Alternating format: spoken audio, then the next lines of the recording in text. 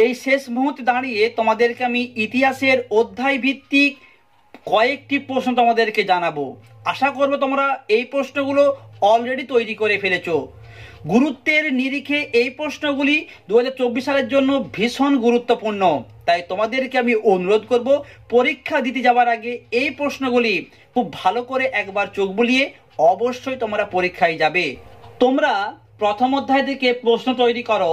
আধুনিক ইতিহাস লিখন পদ্ধতি সম্পর্কে আলোচনা করো। দুটি শিল্প জাদুঘরের নাম লেখো।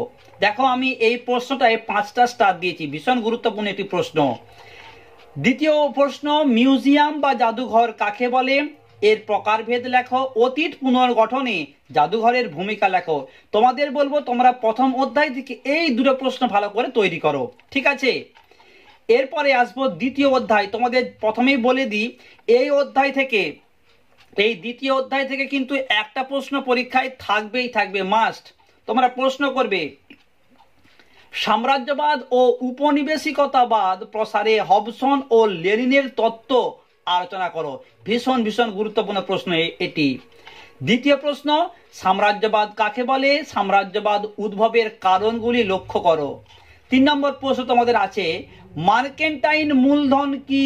এর বৈশিষ্ট্যগুলি লেখো। এটাও বেশ গুরুত্বপূর্ণ প্রশ্ন। তোমাদেরকে বলবো এই 3টে প্রশ্ন খুব ভালো করে তোমরা তৈরি করো। আর যারা অলরেডি প্রশ্ন কমপ্লিট করে ফেলেছো তাদেরকে বলবো তোমরা যদি এই দুটো প্রশ্নও তৈরি করে থাকো তাহলে তোমরা একটু চোখ বুলিয়ে নাও। আমি তোমাদেরকে এক্সট্রা রূপে এই প্রশ্নগুলো দিয়েছি। উপনিবেশিক রাষ্ট্রগুলিতে জাতিগত ব্যবধানের প্রভাব লেখো। আর নয়া উপনিবেশবাদ কি? এর বৈশিষ্ট্য লেখো, ঠিক আছে? এরপরে আসবো তৃতীয় অধ্যায়। তৃতীয় অধ্যায় থেকেও একটা প্রশ্ন আসার সম্ভাবনা এই বছর চূড়ান্ত। তোমরা প্রশ্ন করবে চীনের উপর আরোপিত বিভিন্ন অসম চুক্তিগুলির বিবরণ দাও। ভিভিআই প্রশ্ন এটা, চীনের উপর আরোপিত বিভিন্ন অসম চুক্তি। নেক্সট প্রশ্ন, ক্যান্টন বাণিজ্যের বৈশিষ্ট্য লেখো। এই বাণিজ্যের অবসান হয় কেন? 3 নম্বর তোমরা প্রশ্ন করবে বাংলার সমাজ অর্থনীতিতে চিরস্থায়ী বন্দোবস্তের আলোচনা করো। দেশীয় বস্ত্র শিল্পের উপর অবশিল্পায়নের কি প্রভাব পড়েছিল? তোমাদের বলবো তোমরা এই তৃতীয় অধ্যায় থেকে মূলত এই 3টে প্রশ্ন খুব ভালো করে তৈরি করো, ঠিক আছে? আর 4 নম্বর তোমরা প্রশ্ন দেখবে ব্রিটিশ ইস্ট ইন্ডিয়া কোম্পানির আমলে ভারতের ভূমি রাজস্ব ব্যবস্থার বিবরণ দাও। এটাও লেস দেন ইম্পর্টেন্ট, আমি তোমাদের বলবো একটু চোখ বুলিয়ে নিতে। এখান থেকে দেখো এই অধ্যায় থেকে তোমাদের জন্য আমি এক্সট্রা প্রশ্ন রূপে দিয়েছি ব্রিটিশ সরকার কি উদ্দেশ্য নিয়ে ভারতের রেলপথ প্রবর্তন করেন? ভারতীয় সমাজে ও অর্থনীতিতে রেলপথের প্রভাব লেখো। তোমাদের বলবো এই তৃতীয় অধ্যায় থেকে প্রথমে 3টে প্রশ্ন খুব ভালো করে তৈরি করতে, ঠিক আছে? নেক্সট অধ্যায় হচ্ছে চতুর্থ অধ্যায়।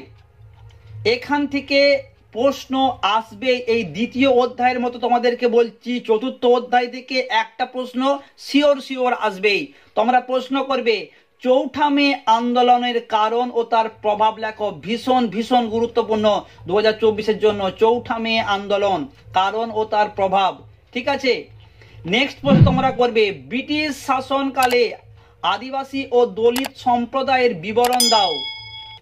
আর 3 নম্বর তোমরা প্রশ্ন করবে সমাজ ও শিক্ষা প্রসারে বিদ্যাসাগরের ভূমিকা লেখো। আমি বন্ধুদের বলবো তোমাদের যে প্রথম 4টা অধ্যায় থেকে গ্রুপ এ হয়, তোমরা দ্বিতীয় অধ্যায় এবং চতুর্থ অধ্যায় যদি ভালো করে পড়ো তাহলেই তোমরা দুটো প্রশ্ন শিওর কমন পেয়ে যাবে। আর তৃতীয় অধ্যায় যদি তোমরা প্রশ্নগুলো ভালো করে তৈরি করতে পারো এখান থেকে তোমরা একটা প্রশ্ন পেয়ে যাবে। তাহলে তোমরা গ্রুপ এ থেকেই 3টে প্রশ্নের উত্তর লিখে দিতে পারবে খুব সহজে, ওকে? এরপরে চলে আসবো পঞ্চম অধ্যায়।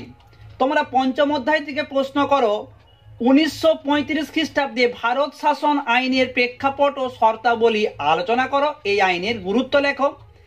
দ্বিতীয় প্রশ্ন তোমরা করবে লখনৌ চুক্তির শর্তগুলি উল্লেখ করো। এই চুক্তির গুরুত্ব লেখো, ঠিক আছে? 3 নম্বর তোমরা প্রশ্ন করো রাউলাট আইনের উদ্দেশ্য কি ছিল? গান্ধীজি কেন এর বিরোধিতা করেন? 3 নম্বর এই 3টে প্রশ্ন তোমরা ভালো করে তৈরি করে। আর এই অধ্যায় থেকে তোমাদেরকে আমি এক্সট্রা রূপে একটা প্রশ্ন দিয়েছি ওয়ালাবাগ হত্যাকাণ্ডের প্রেক্ষাপট কি ছিল, এই ঘটনার গুরুত্ব লেখো। তোমাদেরকে আমি বলবো তোমরা চেষ্টা করবে গ্রুপ এ থেকে 3টে প্রশ্ন লেখার, ঠিক আছে? দ্বিতীয় অধ্যায়, তৃতীয় অধ্যায় এবং চতুর্থ অধ্যায় ভালো করে যদি তোমরা তৈরি করতে পারো তাহলে তোমরা কিন্তু 3টে প্রশ্ন শিওর কমন পেয়ে যাবে। ওকে, নেক্সট অধ্যায় আসবো ষষ্ঠ অধ্যায়। এখান থেকে একটা প্রশ্ন এই বছর আসার সম্ভাবনা অত্যন্ত প্রবল।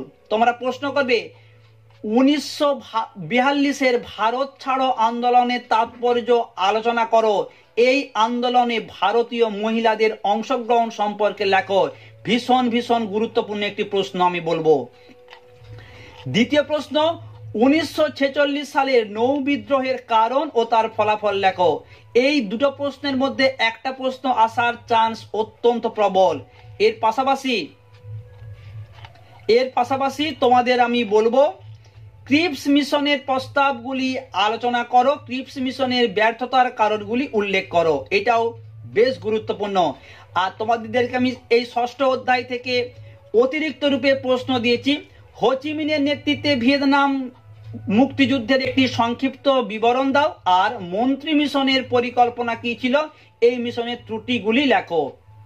তোমাদেরকে আমি বলবো তোমরা যদি গ্রুপ এ থেকে 3টে প্রশ্নের উত্তর লেখো তাহলে তোমরা গ্রুপ বি এর জন্য পঞ্চম অধ্যায়টাকে বাদও দিতে পারো। এই ষষ্ঠ অধ্যায়ে 3টে প্রশ্ন করে নাও, আর সপ্তম অধ্যায় থেকে মূলত এই 3টে প্রশ্ন ভালো করে তৈরি করে নাও, তাহলে তোমরা দুটো প্রশ্ন শিওর কমন পেয়ে যাবে। ওকে, সপ্তম অধ্যায় থেকে তোমরা প্রশ্ন করবে ঠান্ডা লড়াই কি, এর তাত্ত্বিক ভিত্তি ব্যাখ্যা করো, কিংবা প্রশ্নকে তোমাদের ঘুরিয়ে বলতে পারে ঠান্ডা লড়াইয়ের কারণ ও তার ফলাফল লেখো। এর নেক্সট ট্রুম্যান নীতি কি, মার্শাল পরিকল্পনার উদ্দেশ্যগুলি লেখো। 3 নম্বর প্রশ্ন কিউবার ক্ষেপণাস্ত্র সংকটের পরিচয় দাও। এই 3টে প্রশ্ন তোমরা খুব ভালো করে তৈরি করো সপ্তম অধ্যায় থেকে, ঠিক আছে? আর এখান থেকে তোমরা এক্সট্রা রূপে প্রশ্ন দেখবে, যারা যারা তৈরি করেছো তাদের বলবো তোমরা এই প্রশ্নগুলি একবার চোখ বুলিয়ে নাও, কারণ বলা যায়নি যদি প্রশ্নকে একটু ঘুরিয়ে দেয়, যদি প্রশ্ন টাফ আসে তাহলে কিন্তু এই রকমের প্রশ্ন আসার সম্ভাবনা রয়েছে। কোরিয়া যুদ্ধের কারণ ও তার ফলাফল লেখো, আর জোট নিরপেক্ষ নীতি কি, এর উদ্দেশ্যগুলি লেখো। এরপরে আসবো অষ্টম অধ্যায়। এই ষষ্ঠ অধ্যায়, সপ্তম অধ্যায় এবং অষ্টম অধ্যায় ভালো করে তোমরা তৈরি করবে। অষ্টম অধ্যায় থেকে তোমরা জাস্ট দুটো প্রশ্ন তৈরি করো, দুটো প্রশ্ন তৈরি করলেই তোমরা একটা শিওর কমন পেয়ে যাবে।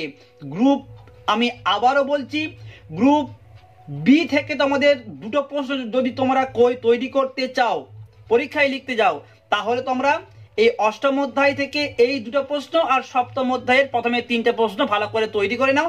এই 5টা করলেই দুটো প্রশ্ন শিওর কমন পেয়ে যাবে।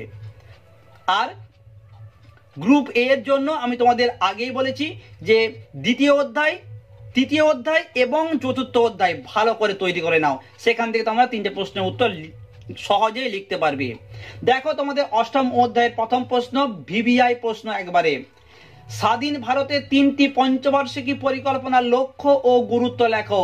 বলা যেতেই পারে 2024-এর জন্য মোস্ট একটি ইম্পর্টেন্ট প্রশ্ন। আর কি না, সার্ক কিভাবে গঠিত হয়েছিল, এর উদ্দেশ্য লেখো। এই দুটো প্রশ্ন খুব ভালো করে তৈরি করো। আর তোমাদেরকে আমি এই অধ্যায় থেকে এক্সট্রা রূপে প্রশ্ন দিয়েছি, উপনিবেশীকরণ বলতে কি বোঝো, এর সামাজিক, অর্থনৈতিক ও রাজনৈতিক তাৎপর্য ব্যাখ্যা করো। তোমাদেরকে আমি যেভাবে প্রশ্নগুলো তৈরি করতে বললাম এইভাবে তোমরা প্রশ্নগুলো তৈরি করো, প্রত্যেকটি প্রশ্ন তোমার পরীক্ষায় লিখে আসতে পারবে। সবার জন্য রইল অনেক অনেক শুভেচ্ছা।